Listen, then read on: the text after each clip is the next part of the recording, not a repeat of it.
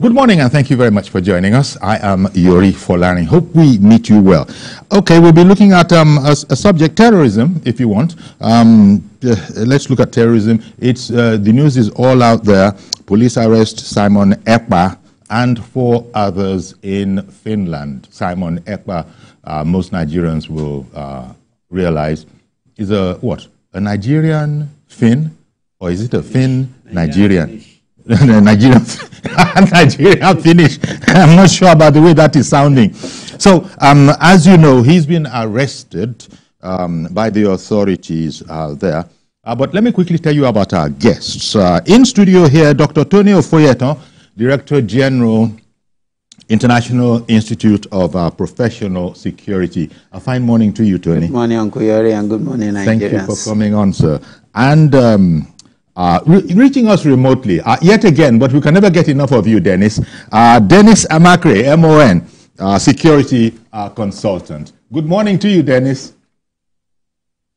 Good morning, Yori. Good morning, Tony. Thank you very much. Thank you very much, Tony, Dennis, for coming on, especially as in your geographical location. You guys are in the wee hours of the morning or something like that. Thank you very much for the added efforts.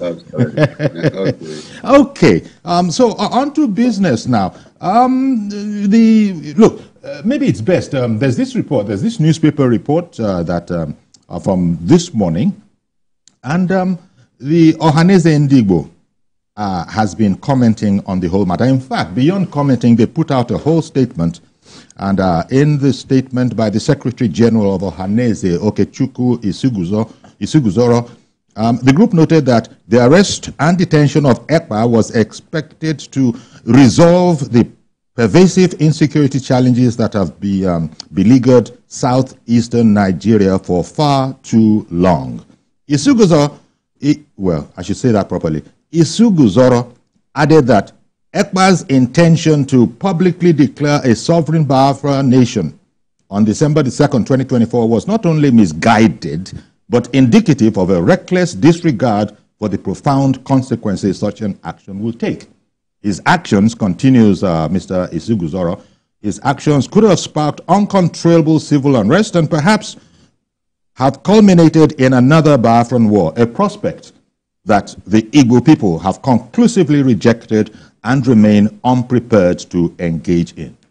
And it concludes with, upon this crucial arrest, Ohaneze Ndigbo categorically denounces the notion that individuals like Simon Ekpa possess the ability, capability, or legitimacy to summon the Igbo nation into conflict. They now rounded it, for good measure, they rounded it off with, this organization acknowledges Ekpa's disturbing record over the last 3 years, wherein he has systematically wreaked havoc upon the very fabric of our society and economy, implementing his illegitimate Monday sit-at-home directive with the aid of armed men who have terrorized our nation and our communities.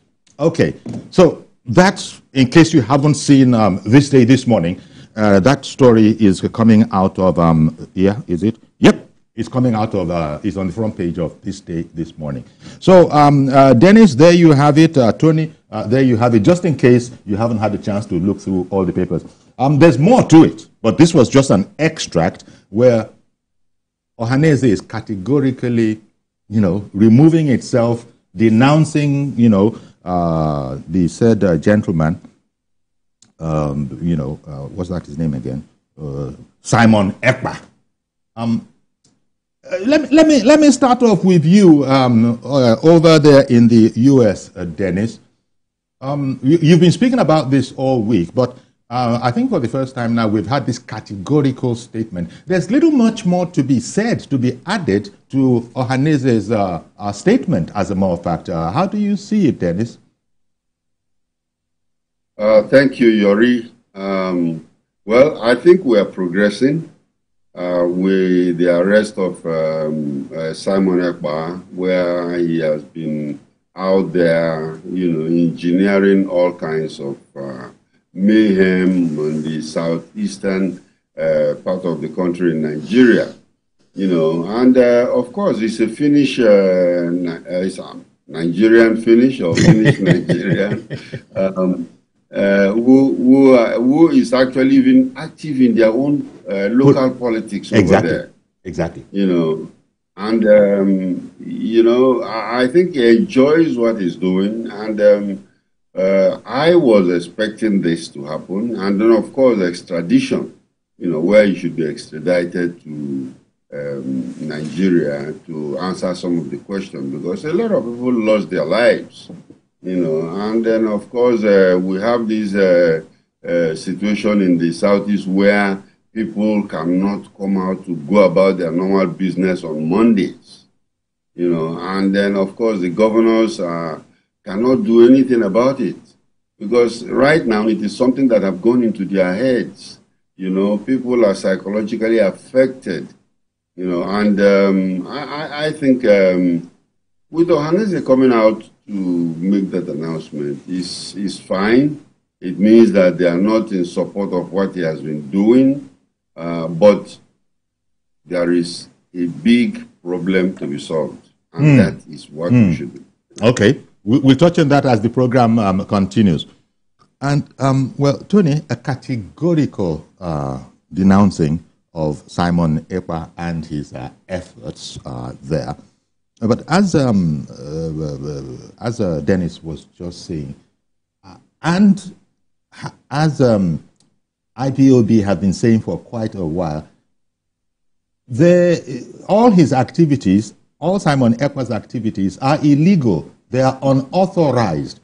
Yet, as we were just hearing from Dennis, the governors, nobody seems to be able to do anything about it. What do you think is responsible for this? If we've heard from, I don't know how to really refer to it, the central IPOB have said that, go about your businesses. Why do they want to listen to someone else when IPOB itself is speaking, and you that say you're speaking on behalf of IPOB, whatever, is it automatic or what is it, that is own group?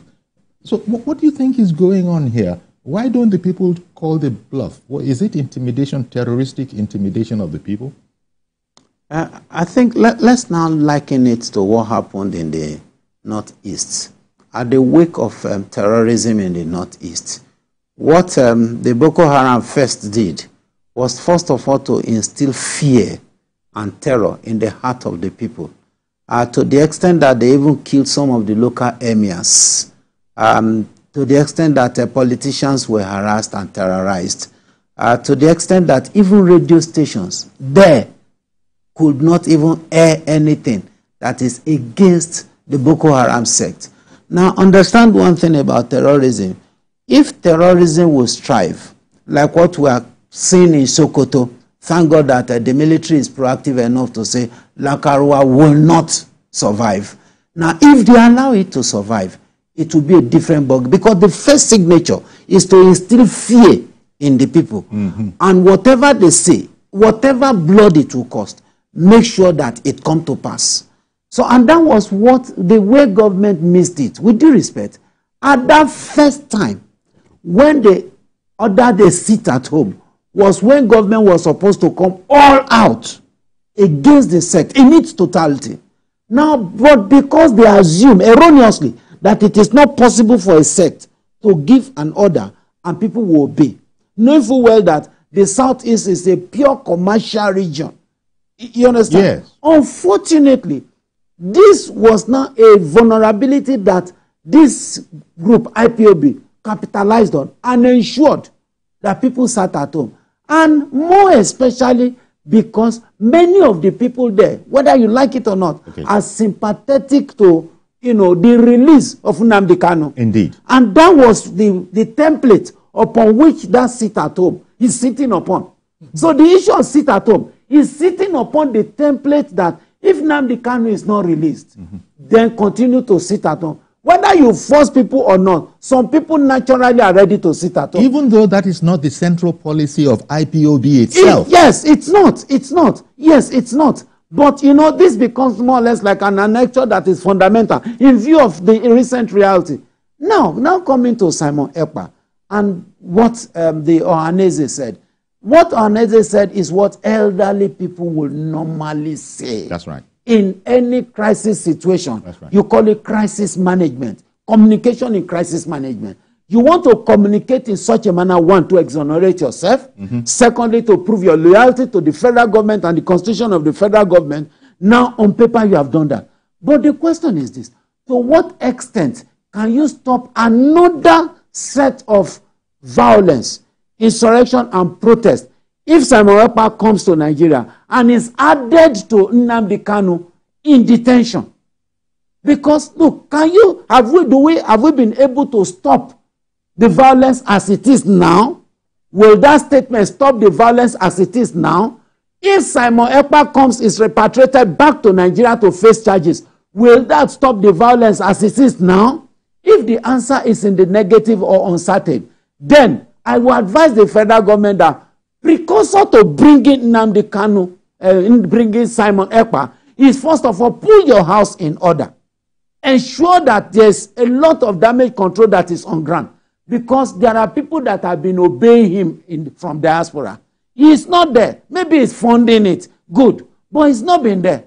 Now, don't forget that we may also look at the issue of whether we have this repository treaty between us and Finland to the extent that they will be able to repatriate him, or they want to domesticate it, because he must have committed an offense there first. It's not the offense that has been committed in Nigeria. No. They said this goes back to 2001. I'm not arguing on that. Are you there with me? But you don't forget that the issue is, was that offense committed there or here?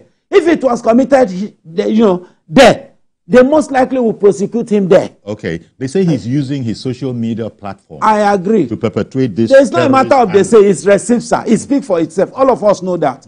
And the truth is that the average Nigerian, the average Igbo man, businessman, wants peace and sanity. Look, you and I were having this lovely conversation with the big boss in the US because Lagos is peaceful. Yeah. If Lagos is not peaceful, Egmont, you will not leave your house. I will not leave my house. And this is what the government is trying to achieve at the end of the day. Well, let me bring you back in on it, Dennis, in case you wanted to comment on that. Ohaneze Ndigbo has spoken well, but as Tony is saying, that is how elders will speak. And they are the, how do they build themselves? The primary or the topmost social, cultural organization. And they have said you couldn't, in fact, as far as that statement went, you couldn't distance us more than we have already done from this gentleman, Simon Ekpa. Going back to the how much this statement could, because as you know, the Simon Ekpas of this world have always thumbed their noses at constituted authority, and now the elders have waded in and said, this has nothing to do with us. So in fact, for the avoidance of that, we categorically denounce him and all his activities. How far would you expect that this would go towards reassuring the whole environment that we are working at peace and peace is indeed possible? Thank you very much. You see, Tony said it all, where he said that elders will always say this, normally, first, to exonerate themselves, because, they don't want to get muddled up in this, what is happening right now. So they will definitely say that to exonerate themselves. But like I said earlier, the problem remains. The problem remains. And of course, how do we solve this problem? The arrest of Ekpa, and of course bringing him back to Nigeria or repatriating him, if it succeeds, will maybe end up detaining him again, and then we have two people in detention, So I personally would feel that I think this arrest and detain thing should, is not solving the problem.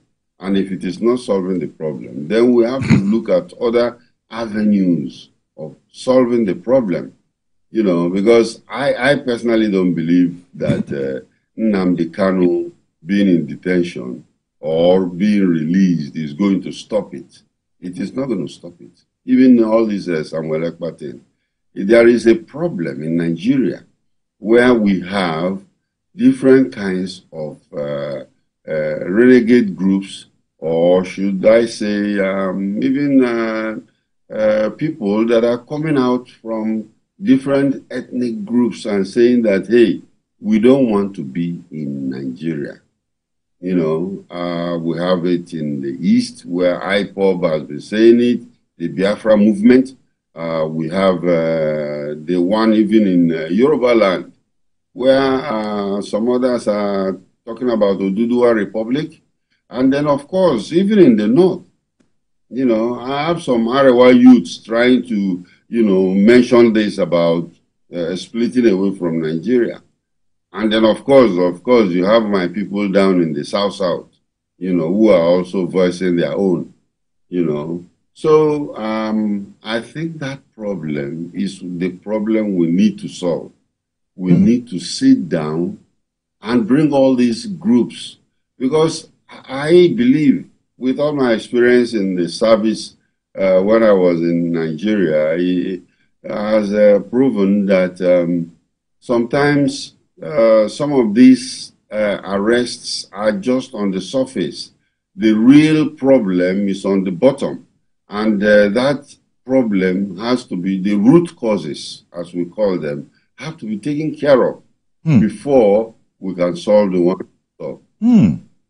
Well, thank you, Dennis. The point about, would you also say that this is a problem that is almost indissoluble, but we can't leave it like that? Yes, Egbon, you see, the MON said it. You see, if the source of water is muddy, the water itself becomes unfit for drinking. So the best thing you do is to go to the source and make sure that you try to repair it. The Biafra agitation started long before now, and it is not insurmountable. It's just that the government have been, with due respect, pretentious, as if it's not there. Now, if you think that this marriage is breaking, what do? You both couples sit down and discuss it. What do you want? Okay, I can't give you this, I can give you to this extent. I can give you to this extent. Then all of us come back together because there are children already in the marriage. We continue like that. But as it is, when one is ready to say, I am the husband, and whatever I say is final, before you know what is happening, the wife will rebel. Even the children will also rebel. So look at it from that solution perspective. It makes a lot of difference. Government should open up national communication, national dialogue opportunity for everybody to talk. Okay. That's one. Because if Simon Ekpa come to Nigeria now, there are a lot of questions. Wadume was arrested by the same government. He was also released. And as we speak now, Wadume is a free man. You know, a kingpin in terms of terrorism that have killed people, that have destroyed a lot of things in this country, was declared at national level and all those stuff like that. But today is working free as a free man in this country. So if you ask me, I'll say, look, as Simon Ekpa is there, if government think that this man is not good enough, let them be interested in the case there. If possible, let him go to jail there. Let him not come. What happened to the Oduduwa Republic agitator? What is his name? Igbo served his jail term outside Nigeria. It didn't allow those that are within the country to be able to raise up another flag of protest because it was not done in Nigeria. Now that happened to be a wisdom. At the end of the day, it was able to quell the crisis. Today, those that are Yoruba Nation agitation and the like is at the background. Okay. That doesn't mean that agitation is not there. But when you say jail term, well, his detention. No, I'm talking about prosecuting him and let the law take its course there. Okay. Forget about fighting to repatriate him back here. Okay. Ernest in Enugu, good morning, and thank you for holding on. All right. Ernest, you're going to have to mute the volume of your TV set. Ernest. Good morning, Uncle Yori. Good morning, sir. You know, please go ahead. Good morning to you. All right. Oh, I think we might have just lost Ernest. We lost a connection with you, Ernest. So sorry about that. But please, if you do get back on, please don't try and listen to us off your TV set. That usually causes problems. I don't really know. Apart from the audio problems, it could result in what has just happened. So hope you can try again. NS2 called in from Enugu. Yeah, Dennis, the fact that I think you also indicated that there's still a lot more work to be done. You have an organization like Ohaneze Ndigbo being unequivocal about its disdain for his actions. Ordinarily, you would think, in fact, they themselves said it, that the arrest of Ekpa over there should begin to signal a resolution, light at the end of the tunnel. But then there are those who are looking at it and are saying that, just as Tony has indicated that, and I think as you did earlier, there's a lot more work to be done. We don't even know about the repatriation treaty, whether we have it. The army, the presidency has been mute with mum on this. The army, according to newspaper reports, have said that they are elated over this.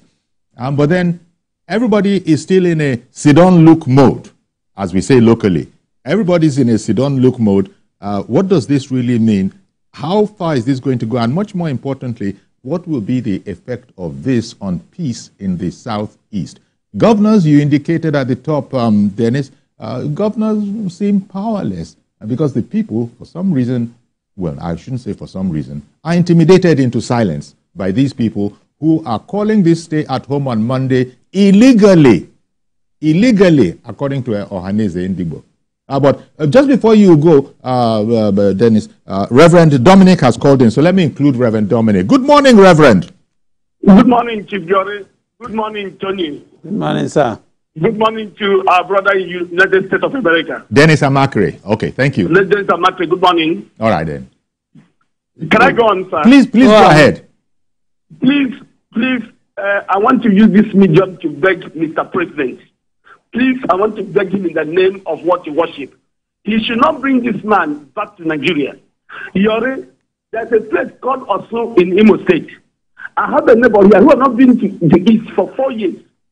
That community now is a ghost community in Imo State because of an agitation. Our elders who live in that community go to primary school to sleep at night and come back in the morning. And the ones that live in Lagos here do not go home. I, Reverend Dominic, sneak into Imo and come out because of Reverend Dominic in my own state, in my own town, because of this agitation. If you bring some Ekpa here, you will put insult to an injury. I beg them, let them try him there. If they find him guilty, let him go to prison there. Today, the man, our Ifa Yoba, who's supposed to be buried this end of this week, or this week, it has been a problem because they say he's the one who caused the arrest of Nnamdi Kanu, so he will not be buried in Nnewi. Today, Nigeria is moving soldiers and police so we can bury an innocent man. Please, sir, please, Nigeria, don't bring some Ekpa in Nigeria. In fact, some Ekpa groups are worse than IPOP group. There are two groups in the Imo State. Some Ekpa has its own group, which is even behaving like ISIS or Boko Haram. Their own is to kill and bury.